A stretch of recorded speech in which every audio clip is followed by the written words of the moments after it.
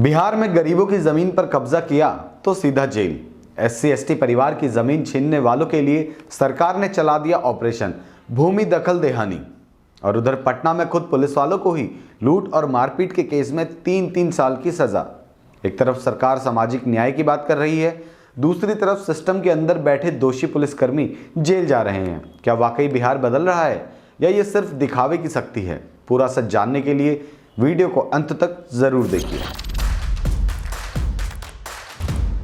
नमस्कार, ये है हमारा बिहार और मैं हूं संदीप बिष्ट। आज की ये रिपोर्ट दो बड़ी खबरें सामने लेकर आई है। पहली, SC/ST परिवारों की जमीन पर अवैध कब्जा करने वालों के खिलाफ बिहार सरकार का कड़ा अभियान ऑपरेशन भूमि दखल देहानी। दूसरी, पटना के गांधी मैदान इलाके में एक फल विक्रेता के साथ मारपीट और लूटपाट करने वाले 3 पुलिसकर्मियों और एक संविदा चालक को निगरानी कोर्ट द्वारा सुनाई गई 3 साल की सजा। कानून का डंडा अब गरीबों और कमजोरों के साथ खड़े होने की कोशिश करता दिख रहा है।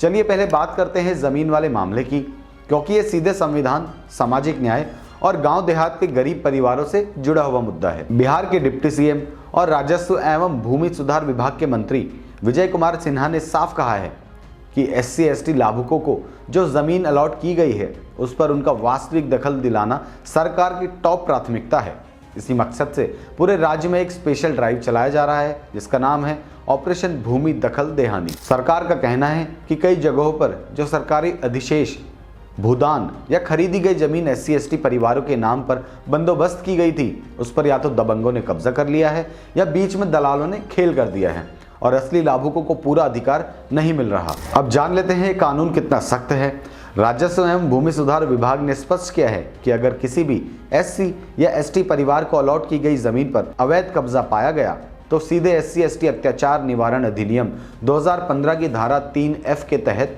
केस दर्ज होगा। इस धारा के तहत SC/ST को अलॉट की गई जमीन पर गैरकानूनी कब्जा अत्याचार की श्रेणी में आता है और ये दंडनीय अपराध माना गया है। डिप्टी CM ने यह भी कहा कि यह सिर्फ एक प्रशासनिक कैंपेन नहीं बल्कि संवैधानिक जिम्मेदारी है, क्योंकि संविधान के अनुच्छेद 46 में SC/ST के सामाजिक और आर्थिक हितों की विशेष सुरक्षा का प्राविधान किया गया है। सरकार का दावा है कि किसी भी योग्य SC/ST परिवार को उसकी वैध जमीन से वंचित नहीं रहने दिया जाएगा और जमीन से बेदखल किए गए परिवारों को प्राथमिकता के आधार पर फिर से कब्जा दिलाया जाएगा। अब जानते हैं कि शिकायत कैसे और कहां कर सकते हैं। अगर किसी दर्शक को किसी गांव या कस्बे में SC/ST परिवार की जमीन पर कब्जा दिखाई देता है तो सरकार ने खुद आम जनता से अपील की है कि चुप ना रहें, तुरंत शिकायत दर्ज कराएं।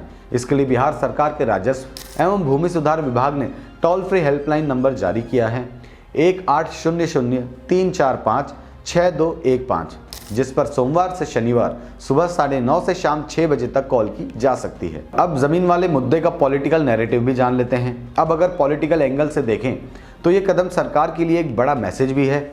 डबल इंजन सरकार की तरफ से ये कहा जा रहा है कि हम गरीब, वंचित और पर्चाधारी परिवारों के साथ खड़े हैं।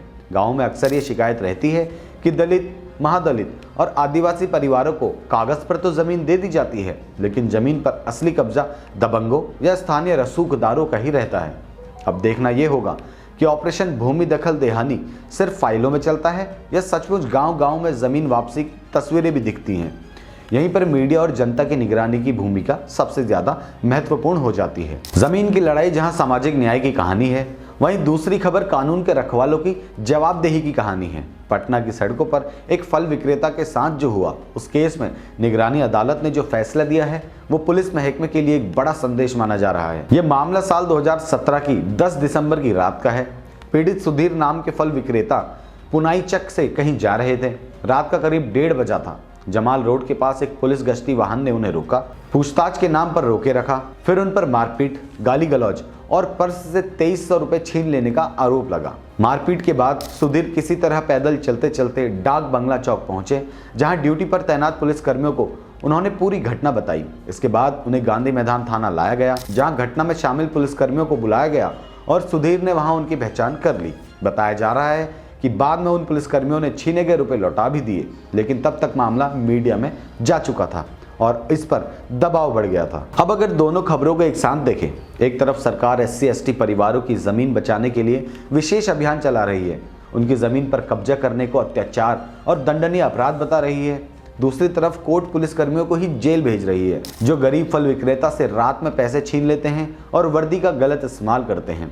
ये दोनों घटनाएं इस बात की तरफ इशारा करती है कि बिहार में कानून और सामाजिक न्याय की बहस अब तेज है। लेकिन बड़ा सवाल यह है, क्या ये सख्ती हर केस में दिखेगी या फिर कुछ चुनिंदा मामलों में ही? क्या हर गांव में, हर थाने में यही जीरो टॉलरेंस पॉलिसी लागू होगी? यही वो सवाल है जिसका जवाब आने वाले दिनों में जमीनी रिपोर्ट और आंकड़े देंगे। कमेंट में लिखकर जरूर बताएं आपको क्या लगता है, ऑपरेशन भूमि दखल देहानी सच में दलित आदिवासी परिवारों के लिए गेम चेंजर साबित होगा या ये भी सिर्फ एक सरकारी कागजी अभियान बनकर रह जाएगा? धन्यवाद।